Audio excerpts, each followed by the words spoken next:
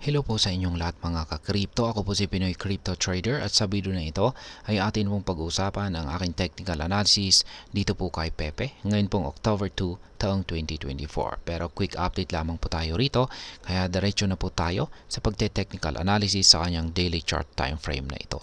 At ayan po yung aking previous mga projections dito kay Pepe kung saan ay nasabi ko po rito na kapag tumagos siya sa ating minor resistance line dito sa presyong 50 digits 954 ay magpapatuloy po siya sa kanyang pag-angat sa presyo at siya po ay babangga dito sa major resistance line natin dito sa presyong 40 digits 1083 at yan po yung kanyang ginawa at lumampas pa po siya rito, ngunit nang umabot po siya rito sa ating trend resistance line dito ay yan, dito na po siya nauntog at nagkaroon ng rejection at nakakaranas po siya ito ngayon ng pagpatuloy na pagbagsak.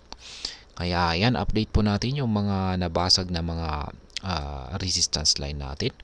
Ito na po ay nagsisilbing mga support.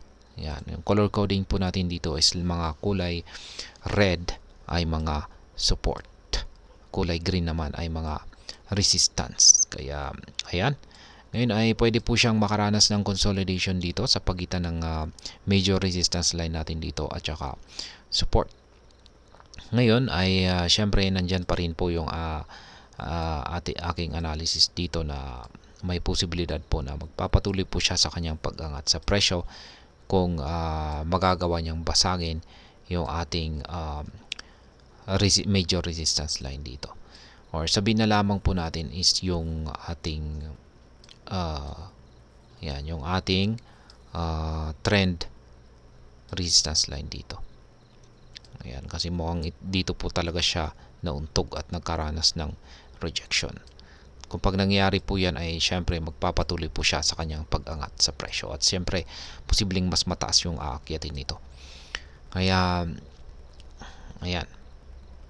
At maliban po dito ay syempre kung mababasag po niya yung ating support dito ay ayan, yung dalawang support natin dito ay syempre ito po ay magpapatuloy sa kanyang pagbagsak at posibleng umabot hanggang dito sa support zone naman natin dito. Ayan, palitan natin ng kulay red ang mga ito. Ayan po ang aking update sa aking mga price projections. Ngayon ay yung nararanasan po na pagbagsak na ito ni Pepe ay base po sa aking analysis ay isa lamang po itong correction. Ayan, kasi lumiliit yung sukat ng ating QQE bar, correction lamang po yan. At posibleng dito po siya magkakaranas ng rebound. Ayan, sa support natin na ito or dito. At kung pag hindi po dyan ay siguro ay baka dito po sa ating support zone dito. Kaya ayan, yan na lamang po yung ating babantayan dito kung saan po siya makakaranas ng rebound. Ngayon ay pagdating po sa ating trades ay ayan, meron po tayong na trigger dito na isang take profit dito. Ayan, nakapag take profit po tayo dyan. At pagkatapos po nyan ay agad po tayo nag-set ng isang buy pending order dito sa 50 digits 880. Kaya yan po ang ating naging trade dito kay Pepe. At yan na rin po yung ating update sa ating trade setup dito. Kaya ayan, base po ulit sa aking analysis dito kay Pepe ay nakikita ko po na tulad po ng ating mga na-analyze kanina na mga ibang mga crypto currencies ay nakakaranas na rin po siya ng correction.